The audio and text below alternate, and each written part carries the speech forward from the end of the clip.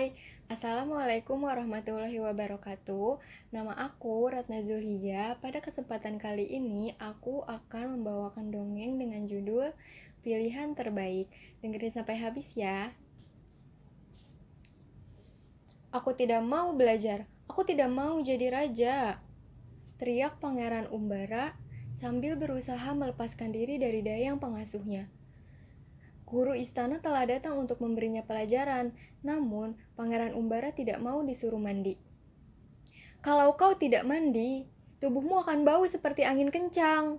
Tiba-tiba, suara Raja Kempaka terdengar. Pangeran Umbara diam saja. Ia takut pada ayahnya itu.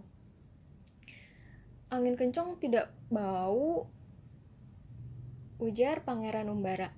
Namun, tidak lama setelah itu, Pangeran Umbara mau juga disuruh mandi. Setelah itu, ia mendengarkan pelajaran dari guru istana. Tak lama kemudian, ia jatuh tertidur di kursinya. Guru istana hanya geleng-geleng dibuatnya. Sebenarnya, Pangeran Umbara disiapkan untuk menjadi pengganti Raja Kempaka kelak. Oleh karena itu, sejak dari kecil, Pangeran Umbara sudah harus mempelajari banyak ilmu. Namun, Pangeran Umbara lebih senang bermain dengan angin kencang, yaitu seekor anak rusa berbulu emas. Ia sering menyelinap keluar dari kerajaan untuk pergi ke hutan. Di tengah hutan, ia bermain dengan satwa hutan yang jinak, seperti tupai, ayam hutan, kijang, kelinci, bahkan terkadang Pangeran Umbara juga suka berenang bersama angsa di telaga yang sejuk. Seringkali, ketika pulang, pakaiannya sudah sangat menjadi kotor. Suatu hari, Raja Kempaka sangat murka karena melihat taman istana telah porak-poranda. Penyebabnya adalah 1 ekor anak gajah, 2 ekor anak macan tutul, 4 ekor anak rusa, dan 6 ekor anak monyet. Mereka saling berguling-guling bersama Pangeran Umbara, berkejaran, dan saling tertawa. Mereka itu kan temannya angin kencang, ayah, bantah Pangeran Umbara saat dimarahi oleh Raja Kempaka. Kamu itu selalu menyalahkan angin kencang. Karena angin kencang adalah peliharaanmu, maka kamu yang harus bertanggung jawab. Kamu harus membantu Pak Tunggul, tukang kebun istana, untuk merawat taman ini selama 2 bulan, kata Raja Kempaka. Di dalam hati, Pangeran Umbara merasa senang. Berarti ia tidak perlu mempelajari ilmu kenegaraan yang membosankan itu. Selama menjalani masa hukuman yang menyenangkan, Pangeran Umbara bekerja dengan giat di taman, mulai dari menyirami tanaman, memberi pupuk, dan menanam aneka jenis bunga. Ajaibnya, semua tanaman yang ditanam oleh Pangeran Umbara tumbuh dengan subur. Bunga-bunga menebarkan bau yang sangat harum ke mana-mana. Kupu-kupu di atas taman juga berterbangan. Akhirnya, masa hukuman Pangeran Umbara selesai. Namun, Pangeran Umbara tidak mau kembali belajar.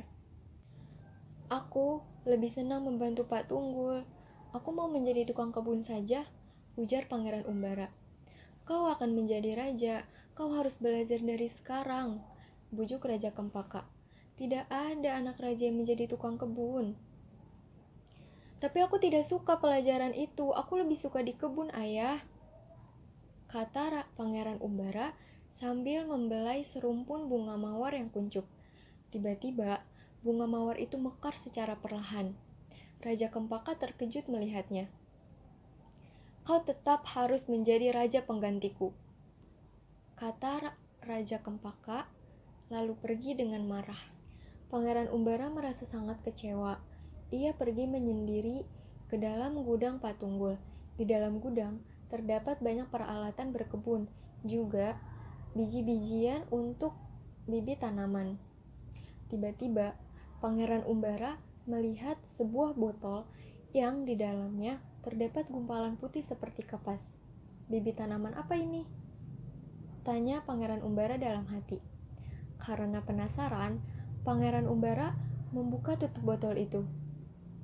Seketika, isi dari tutup botol itu berterbangan terbawa angin. Ups, tidak semuanya. Pangeran Umbara cepat-cepat menutup botol bibit itu. Setelah itu, Pangeran Umbara berlari mengejar gumpalan putih itu. Namun, ketika gumpalan putih itu menyentuh tanah, ia terserap ke dalam tanah. Pangeran Umbara pun pasrah. Dia menunggu Patunggul untuk datang dan memarahinya. Akan tetapi, terjadi keanehan di keesokan harinya. Di beberapa sudut taman istana telah tumbuh tanaman yang sangat aneh. Seluruh batang, daun, dan bunganya berwarna sangat putih.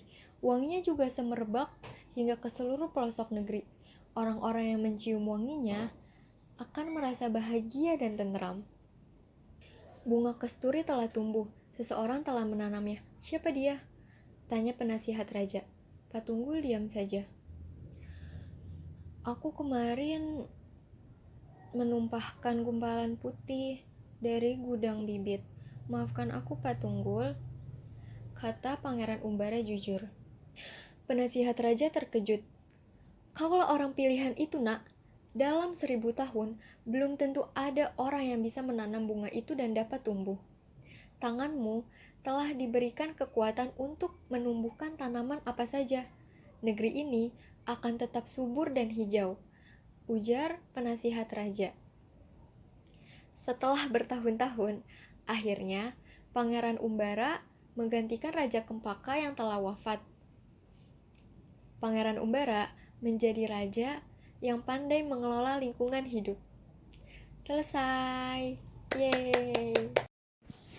Jadi, pesan moral yang dapat diambil dari cerita ini adalah kita tidak bisa memaksa seseorang untuk mempelajari hal yang ia tidak sukai. Karena pada dasarnya, setiap manusia telah diberikan kecerdasan yang berbeda-beda oleh Tuhan. Tugas kita sebagai seorang guru dan orang tua adalah mengarahkan orang tersebut agar bisa menggunakan kecerdasannya di dalam jalan kebaikan. Terima kasih. Wassalamualaikum warahmatullahi wabarakatuh.